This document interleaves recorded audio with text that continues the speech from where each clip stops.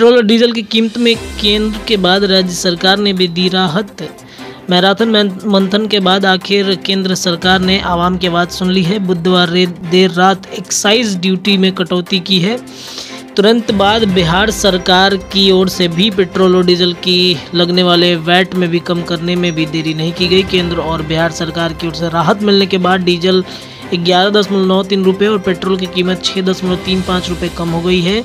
4 नवंबर से डीजल की कीमत 93.14 रुपये और पेट्रोल की कीमत 107.44 रुपये हो जाएंगी। बिहार पंचायत के छठे चरण में 61% मतदान रिजल्ट के लिए 10 दिन का करना होगा इंतजार। बिहार में बुधवार को त्रिस्तरीय पंचायत और ग्राम कचहरी के लिए छठे चरण का चुनाव छिटपुट घटनाओं के बीच संपन्न हुआ।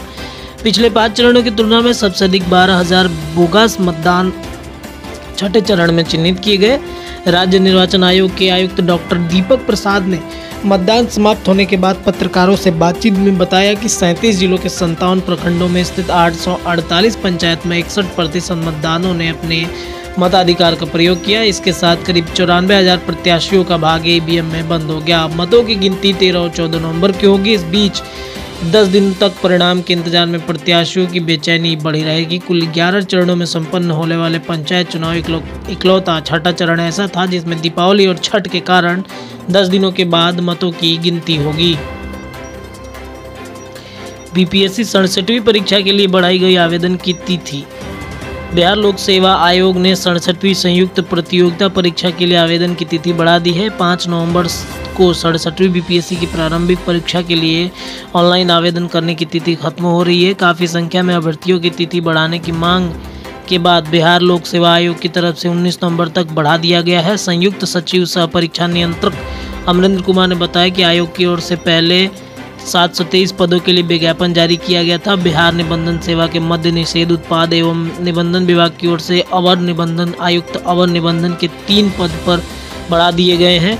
पदों के बढ़ने के बाद 726 पदों के लिए परीक्षा आयोजित की जाएगी। आवेदन में सुधार के लिए 10 दिनों का अतिरिक्त समय दिया गया है। अभ्यर्थी 29 नवंबर तक आवेदन में ऑनलाइन सुधार कर सकेंगे।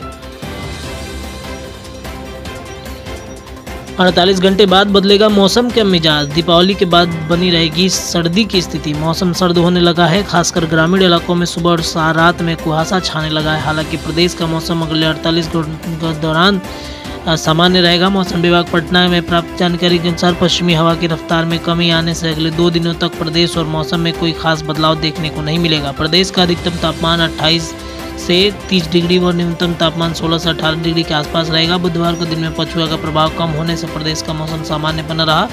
बुधवार को राजधानी का अधिकतम तापमान 31 डिग्री सेल्सियस तो न्यूनतम तापमान 17 डिग्री रिकॉर्ड किया गया। इसमें किसी तरह का खास बदलाव नहीं हुआ है। बुधवार को 12 लाख दियों से जगमगाई रामनगरी। यूपी की योगी सरकार ने बुधवार को मर्यादा पुरुषोत्तम भगवान श्री राम की जन्मभूमि अयोध्या में भव्य दीपोत्सव का आयोजन किया। राम की नगरी में एक बार फिर से लाखों दिए जलाए गए। सरयू घाटों को जगमग किया दीपों ने।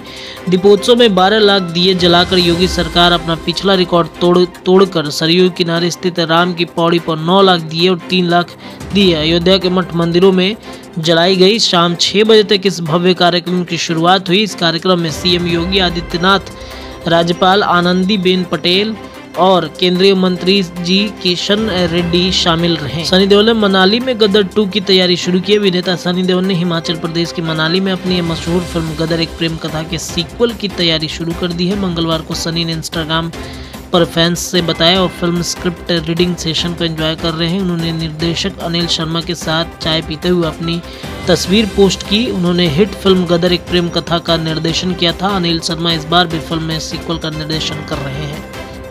भारत में डेंगू के बढ़ते मामलों से निपटने के लिए केंद्र ने 9 राज्यों में भेज रहा है टीम। डेंगू के बढ़ते मामले से निपटने में तकनीकी मदद उपलब्ध कराने के लिए केंद्र ने टीम भेजी है। केंद्रीय स्वास्थ्य मंत्रालय ने मंगलवार को 9 राज्यों और केंद्र शासित प्रदेशों के लिए विशेषज्ञों की केंद्रीय टीम प्रतिनियुक्त कर दी है। स्वास्थ्य मंत्रालय ने यह कदम हरियाणा, पंजाब, केरल, राजस्थान, तमिलनाडु, उत्तर प्रदेश, उत्तराखंड, दिल्ली और जम्मू कश्मीर में डेंगू की काफ़ी संख्या में मिले मामले के मद्देनजर उठाया है। विशेषज्ञों की टीमों ने national centre for disease control और national vector borne disease control programme के अधिकारी शामिल हैं। प्रधानमंत्री नरेंद्र मोदी की दीपावली इस बार भी सीमा पर देश की रक्षा में तैनात सेना के जवानों के बीच होगी। भारत पाकिस्तान नियंत्रण रेखा से सटे राजौरी जिले का नौशेरा सेक्टर यह क्षेत्र अपने आप में खास है और वीरता का रण भी है। 1947 में पाकिस्तान की शह पर काबिलियों ने दीपावली के दिन ही राजौरी जिले पर हमला कर मारकाट मचाकर सैकड़ों लोगों को शहीद कर दिया था। स्थानीय लोगों और सेना ने इस हमले का बहादुरी से सामना किया था। 12 अप्रैल 1948 तक चली कार्रवाई में सेना ने काबालियों को खदेड़कर राजौरी को वापस लिया था। दीपावली के दिन राजौरी हर साल काबालिया हमले के शहीदों को श्रद्धांजलि दी जाती है। भारत ने दर्ज की बड़ी जीत, अफगानिस्तान को 66 रन से हराया। India versus Afghanistan T20 world cup 2021 में 33वें मुकाबले में भारत की सामना अबू धाबी में अफगानिस्तान की टीम के साथ हो रहा था। अफगानी कप्तान मोहम्मद नबी ने टॉस जीतकर भारत के खिलाफ पहले गेंदबाजी करने का फैसला लिया। रोहित शर्मा और केएल राहुल के अर्धशतक के बाद हार्दिक पांड्या और ऋषभ पंत ने धमाकेदार बल्लेबाजी की। टीम इंडिया ने विश्व कप में सबसे बड़ा स्कोर खड़ा कर डाला। अफगानिस्तान को जीत के लिए 211 रन की जरूरत थी। लक्ष्य का पीछा करते हुए टीम ने 7 विकेट पर 144 रन ही बना पाई। 66 रन से मुकाबले जीत भारत ने टूर्नामेंट में पहला अंक हासिल किया।